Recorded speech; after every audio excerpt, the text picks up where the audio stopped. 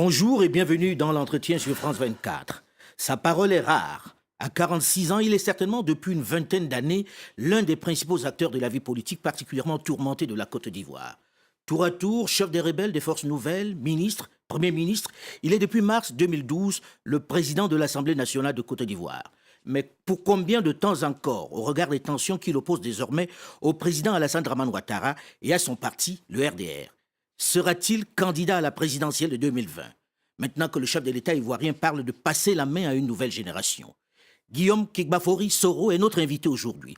Bonjour, monsieur Guillaume Soro. Bonjour, monsieur Foka.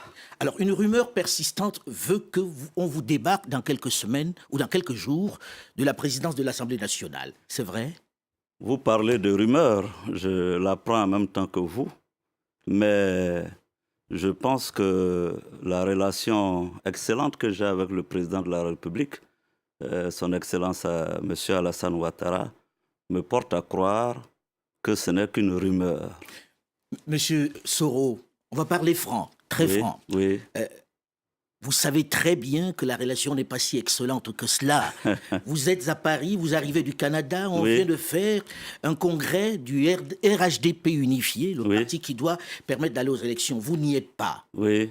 Et avant que vous ne partiez, on parlait déjà de la tension entre vous et le président. Alors, qu'en est-il exactement? Qu'est-ce qui vous oppose en réalité? Soyons francs, honnêtes, je vous dirai les choses très clairement.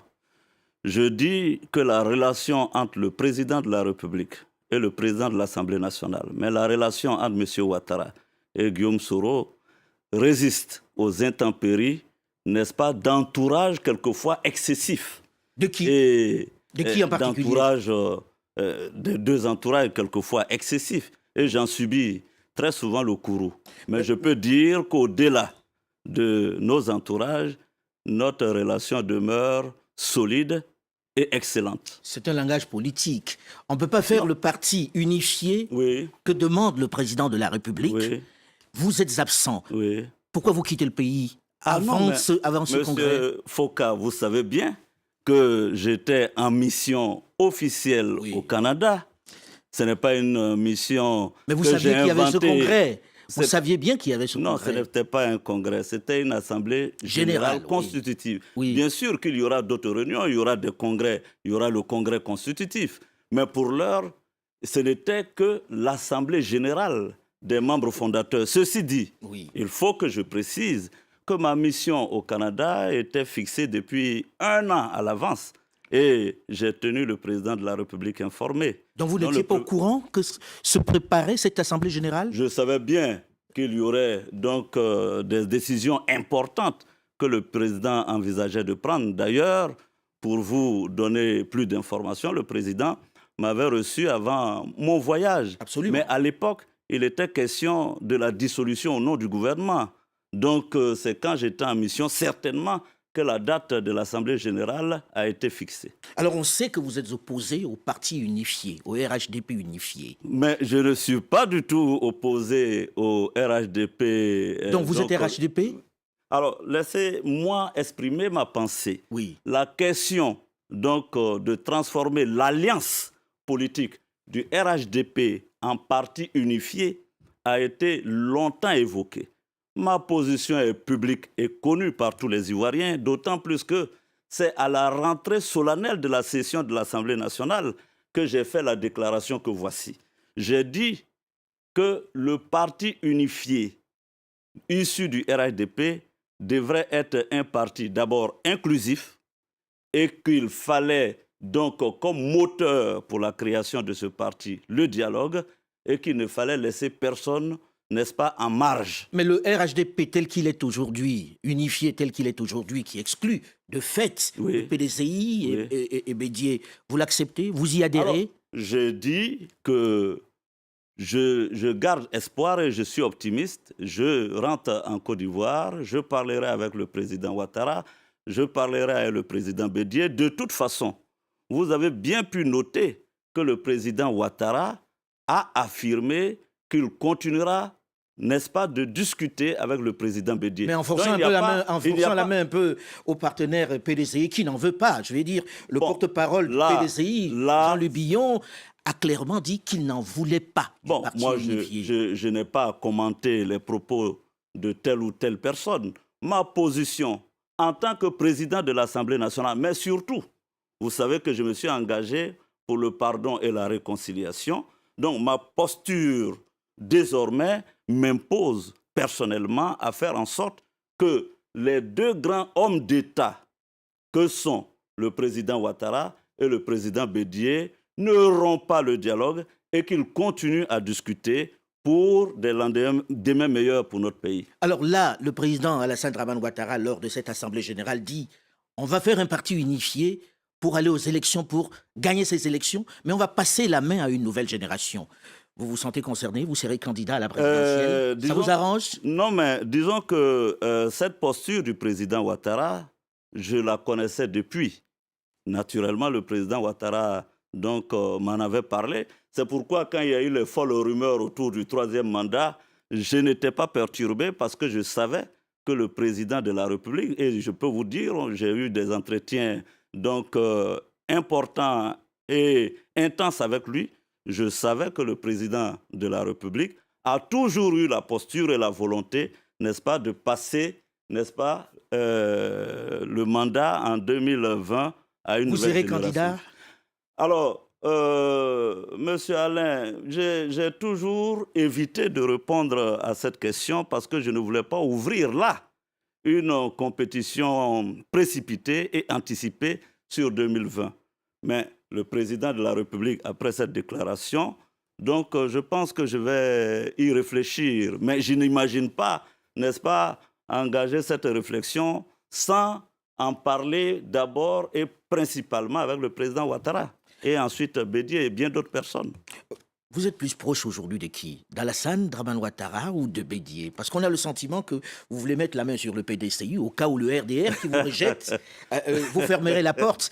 C'est pas le but? Je ne veux mettre la main sur personne. Je pense que Parce que si vous voulez être candidat, il faudra bien un parti. Alors lequel des deux?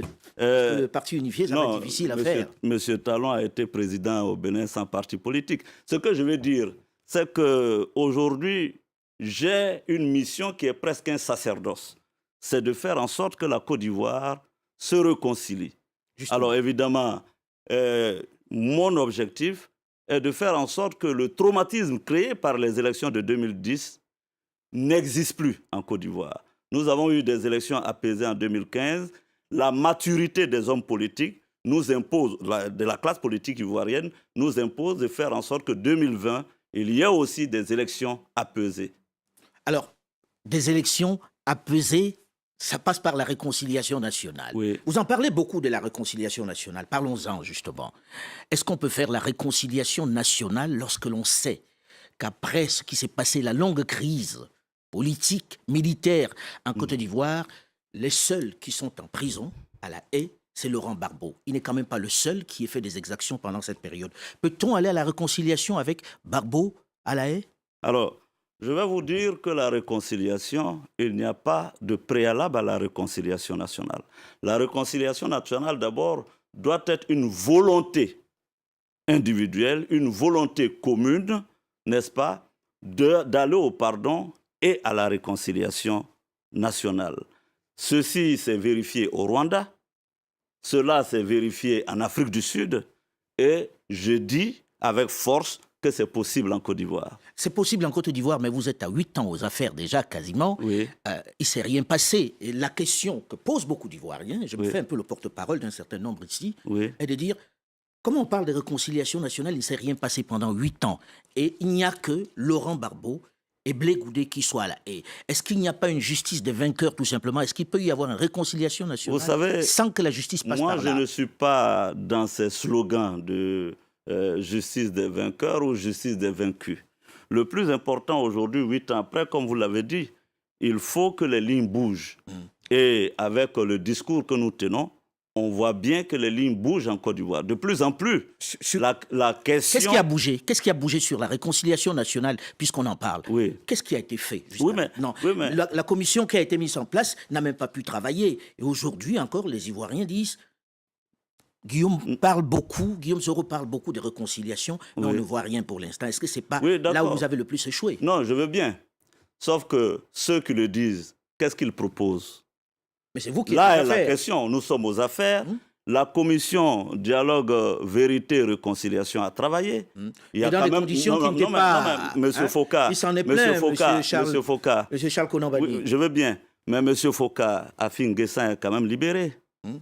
Mais Laurent Gbagbo il était en prison. Michel Gbagbo est quand même libéré. Bien d'autres personnes sont libérées. Il ne faut pas désespérer.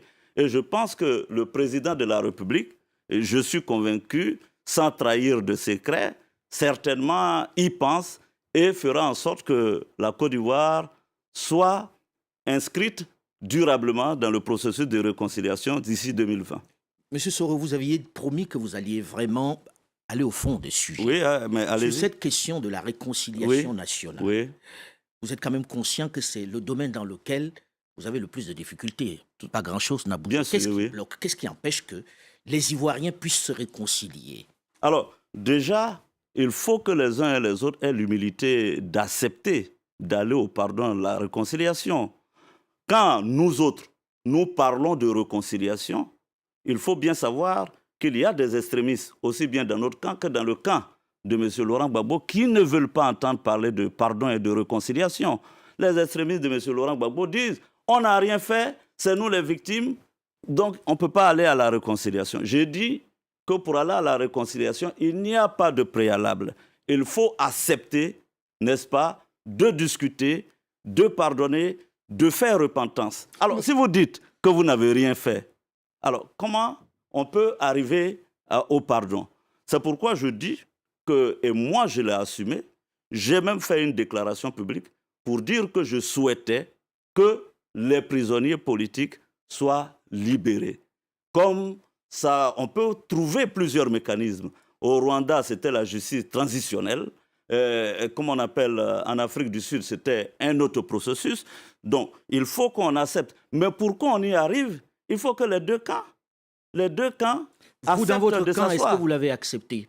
Oui, moi, je l'ai accepté. Je l'ai accepté. Et moi-même qui vous parle, vous n'allez quand même pas douter de la sincérité de mon propos sur la réconciliation et le pardon, quand mon propre directeur de protocole est en prison. Justement, j'allais en parler. Justement. Donc, je veux dire que mon discours n'est pas opportuniste parce que j'ai commencé à parler de la réconciliation depuis 2004 et que le premier symbole fort de cette réconciliation a été organisé en 2007, le 29 juin 2007, à Bouaké, avec le président Laurent Gbagbo et 6 autres chefs d'État. Donc, je veux dire, ça ne peut pas être un discours opportuniste. Ça ne peut pas être un discours opportuniste, mais on s'interroge si dans votre camp, il y a une réelle volonté d'aller à la réconciliation.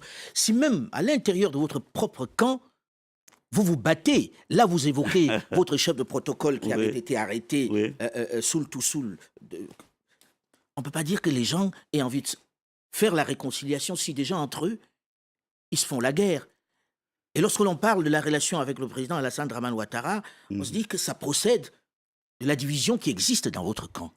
Ah non, je vous ai dit, avec le président, vous ne me ferez pas dire que je suis donc en opposition avec le président Ouattara. Je vous ai dit que notre relation résiste, n'est-ce pas, aux volontés de certains entourages. Je reconnais. Mais pourquoi on arrête votre chef de protocole? Et pourquoi il a des armes? Oui. Il a des armes. Il n'y a pas quelque chose qui se prépare, si on n'est pas encore dans cet esprit de guerre. Non. Qu'est-ce qui fait qu'il puisse avoir des armes chez lui? Non, on est loin de là. Cette question me consume bien des fois. Mais je me réserve d'entrer dans un certain nombre de détails au regard du fait simplement que cette question est en instruction. Et il faut laisser la justice faire son travail. J'ai été Premier ministre, ministre de la Défense. Je pense qu'il y a des questions qui relèvent du secret d'État que je ne peux pas trahir. Donc la question Soul to Soul est une question de secret d'État? Elle relève en partie du secret d'État. Donc vous ne nous direz pas ce qui s'est réellement passé et pourquoi il avait des armes. Vous avez été avec Laurent Gbagbo dans des temps très très anciens, pendant que vous étiez à la FECI, vous vous connaissez bien. Comment expliquer que vous qui parlez de réconciliation, vous n'alliez pas le voir? Alors, et que vous ne réclamiez pas sa libération? Ah non, mais M. Foka, j'ai déjà publiquement déclaré en Côte d'Ivoire que j'irai voir le président Gbagbo pour lui demander pardon, que j'irai voir le président Ouattara, le président Bédié. C'est une déclaration publique. Maintenant, comme je dis, je souhaite que ceci soit possible. Et vous savez bien que pour aller à la haie et à la CPI, il faut une volonté commune. Qui n'a pas envie de vous voir, c'est lui Je ne l'ai pas dit. Je dis simplement que de mon côté, j'envisage effectivement la possibilité de rencontrer M. Laurent Gbagbo. C'est un Ivoirien, il est donc à la CPI, mais ça ne dépend pas que de moi.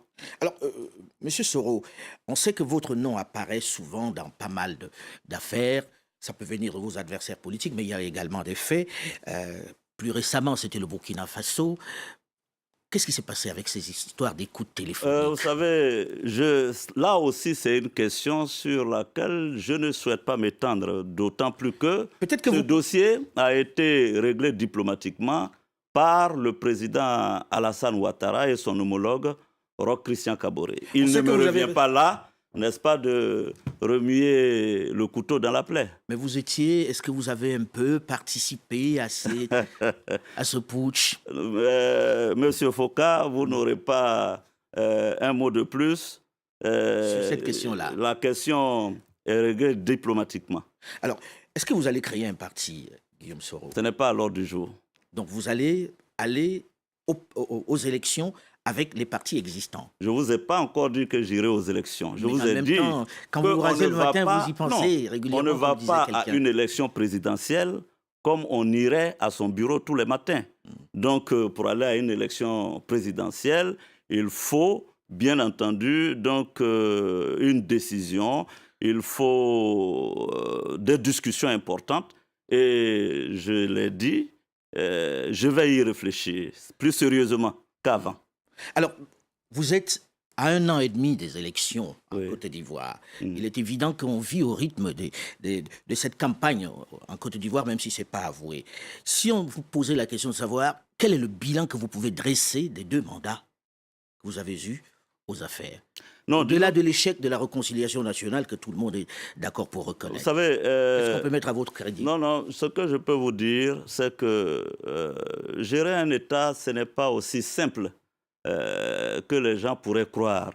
Je crois que le président Ouattara a accompli de grandes choses. Il faut aussi l'avouer. Au plan économique, de grandes choses ont été réalisées.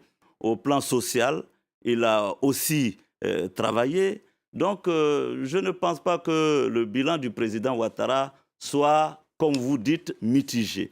Moi, je pense que des choses ont...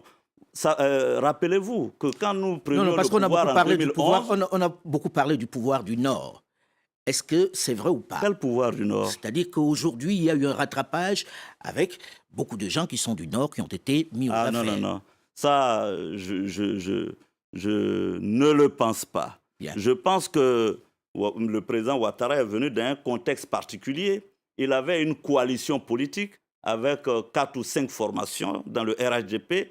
Et je peux vous dire, on peut tout reprocher à M. Ouattara, mais il est très, très attentionné en ce qui concerne les procédures. Et je sais que M. Ouattara, régulièrement, pour nommer à des postes et à des postes de responsabilité, a consulté la coalition. Nous arrivons malheureusement au terme de cet entretien. Merci, M. Guillaume Soro, d'être venu. Restez sur France 24, l'info continue.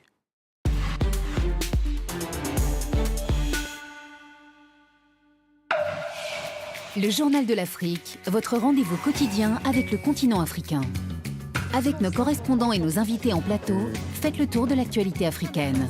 Toute l'information politique, économique et culturelle d'un continent en mouvement, c'est dans le Journal de l'Afrique sur France 24 et France24.com.